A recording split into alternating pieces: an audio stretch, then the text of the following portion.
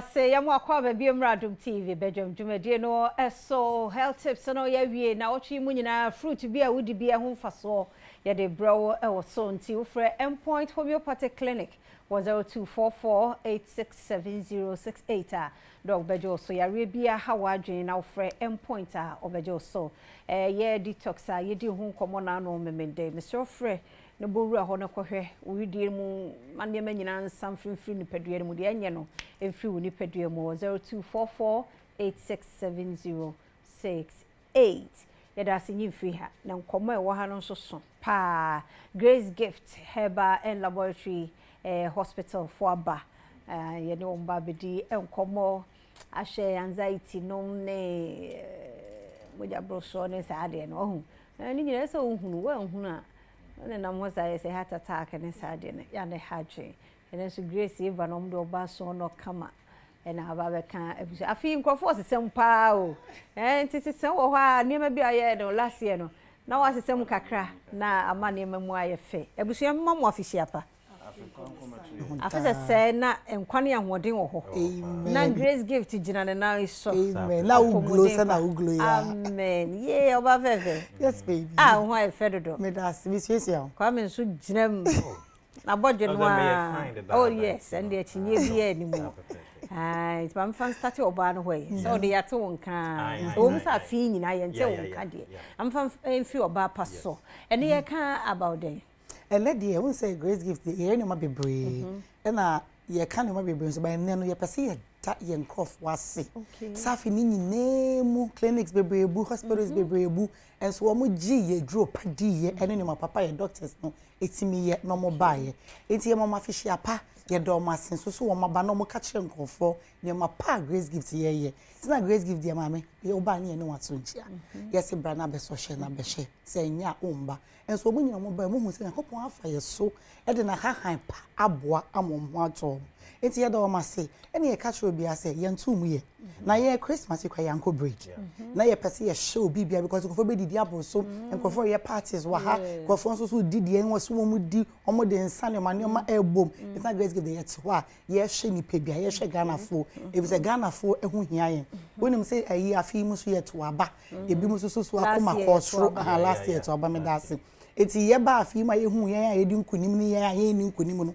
ebi mu eniji broso e ma ne ma ha o makoma ne ma ebi so de no mo expect no anko yie enti e ma nkofo akoma ene ma ne nyina kosro Gracegift dey say na wa check your pressure aya no wa ba bibi ha obi no nya abochi no wetie enti na Gracegift ye ho no ye ho ma Ghana fo ye ho ma ni pebia na nso me ana mpesa me kan ma ho sem bebre wonso oba bi wo ho a se bi wawo owu wie no enioma anko yie enioma ahyeda aye basa wo oba ohun ho sa no oba Gracegift ye be show na bibia esini dadem and they been so akọ parties akọ programs where you so washrooms so abonte when you infections ya we bi akọ asa enioma enko yie e wo ye mba ho no etu ba Gracegift so e ma wa be mu bu ye be boa ye wa hahan ya de be kam aye do betena nsu so na watena ase na ye steamy wo ba no ti se steamy a wo be si wudadem etu bi ona na be mebu na ma na odwini ho na wa ye basa se matena ase ya ye tena ase nye confidence oni bi because wo sorry ne sebi nka bi be ka o sorry na ha bi be basa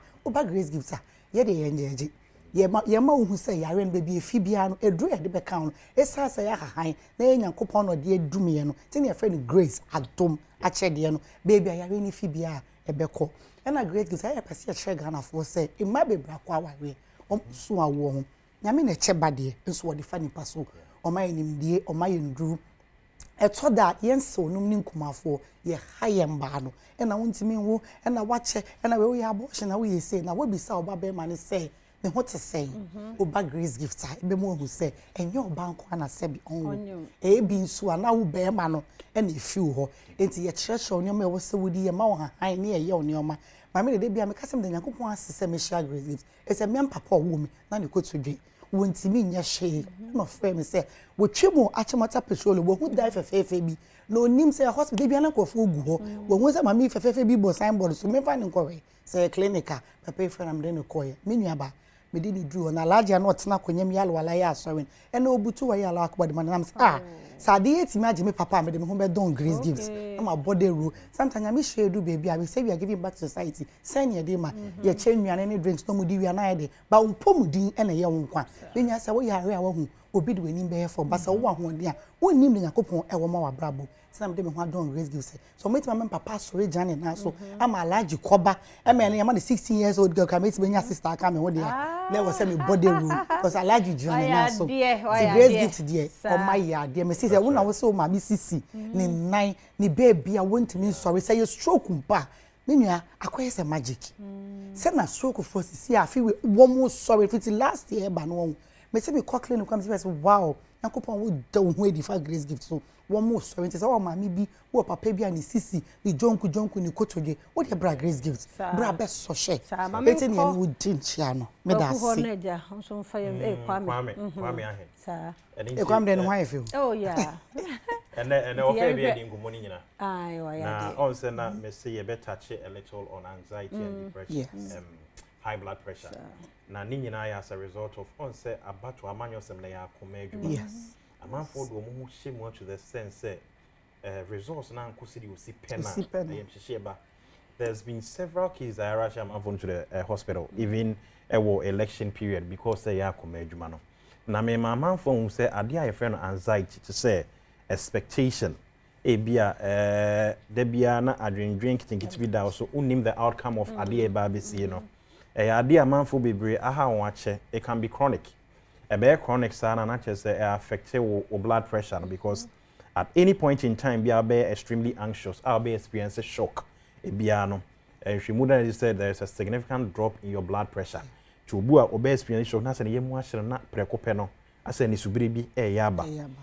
obi o ho a debia because of onim what is yet to come ninchi no I am just here when so pa ye one another syndrome bia obi okọ hospital ye de cap sphic ade de check we no ohun ya na ye mu ahye no enchi at that moment the nurse na am wan dwodwo ho ne check o pressure obo na wo so chamanfo bebre ho a omo de dro so not because say bia o pressure but say am chihye nketenkete na bia okọ hospital na ye mu ahye no ene bia doctor fo bi no ma diagnose bia high blood pressure ba me ka say uncontrolled level of high blood pressure now and this so boni bebreba amanfo bebrenya kidney infection onomonsa odwene ho ase kwan be na ekofa so bai e bia na yesa am hye na say uncontrolled level of high blood pressure na this ade aba me sa ka we say high blood pressure ba ofie besrawa wo de dom neba oba wo de diabetes betimi aba obetimi de stroke aba obetimi de anifra e de aba e mema kwa de se be ye mbo wo de be ma wuye nyina beba yare ba ko be bo pono no wampe tu asia edi nsanso bo ne bebre neba eni nti me ka kira man for se da bia me kan hwemu ekọ na be nyina apart from painkillers I can say cause a kidney failure no high blood pressure is one of the leading cause and also a cause a kidney failure nti ne yenkomo nyina ne se amanfo nchie na wonu ntu ana mama ya be de yaba ye bo adwuma ye ni holiday the number ni to dwama sisi afre ye sisi a eni ni nko Gracegift wo ni de mu a woni hu na de a numbers no egu TV na se wasonso na tia sama me body amount na wo fa se bi ntwrento amount numbers no 0543 0543 32 00 30 and 0246 518 003 ye chira kwan ye wa chimota akra ha new petroleum ye dan na fe te hotel hola papa hu ya ide ko enye yira kwan kra kuma sense ye wo hwim school junction ba request kwan so ha na ye ho no so dan no 5 stars na se se bia omoja wo mo hwe yare to de bra Gracegift de tie bia e fita nso eno de enye fita kuma se de na say brownish brownish na efe wo de odu dan efe bia wo hwimu cha right na Gracegift and am say me dey ask me to quickly wo say obi wo ha ontimi friend kasa ye number ba ko ye WhatsApp wo dey send audio and na say obi a text ye read ya ye be fro na ye ma only nurses akasa any e ba be start free health screening so de mo mbra say what na see ya wa bro bi bia me call clinic bra na me jojo me ma free massage and I dey cho Sunday ye ni break it's not Christmas yam break you yet so when you share Ghana for ye djuma no ye da say Gracegift Herbal and Laboratory Services na yete won mon kanonti ya mo condition bi di enkyerese won mon ye hospital to ko na ko ho apomuden mo ensem yeguso ya ye ka ye ho say support smoke free policies support smoke-free policies. Na say amamra no e wo ho no mo se wo no nom cigarette nom ne shisha nom ne ade wo public places a emra no e wo ho a ene wo bedi dwuma. Na semwe ye ka de ayetia se de wo nom no kra no enye problem se me ametwe me amenum bi na metwe kobi mu no me problem ne be kese ti obi be yare obekọ hospital ne ebisa na anum cigarette a o se da bi nse e da na bi a wanya problem we ti obi hwe bia na obi o nom a oben no o twugu no so be bia ba no wa wo num cigarette gu ba bi ebotire esu nti wa hwe ye ma ye wo ho nyina be wi na wo mo lance hu nyina ye problem secondary smokers dangerous nti na ye border rule no nti mra no wo ho se bia pubs ne restaurant ne bus terminals ba bia public places bia be no mra no wo ho na obedi djuma nti ye hye no so wo fie so be ma na wo nom gu ma no nkura no so ajai na wo ma wo mo yare the boy food and drugs authority won ne won partners na de by management sciences for health na ebo sada we nyina ye nka mom adwuma mba bia wo bia obi nonom cigarette gu so bia no bono ko ka kire nse me do for mesro ke be ya ko hye ba bi kura chi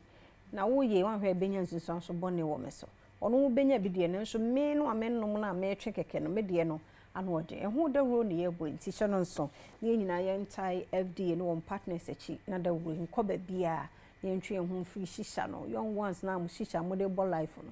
ebe how dache nti janya dache mpo wono na abohu ase hu sunsu aso ayi bebre mede de afia amankwa tamaklu mambo atma ye krado odi ahu sepe to so kwesi beba de ase medi kan beba na fe pensem mu so abako so ma fidie ne na ha na ye medofo papa bi anti ama ye kenya anti ama ayu anti ama young person ene na oda anti ama onkwaso say ye bo a kwatenten dori no for bo atma odofo papa bi ne okunu and I wish you a happy birthday. Patenti and wedding woman, and yes, at the mo. No birthday, Sidi and your funoma, and name kunim, and ye, Cassia Mano Busia. Happy birthday, Auntie Ama, ye come on, but my cradle. It was so.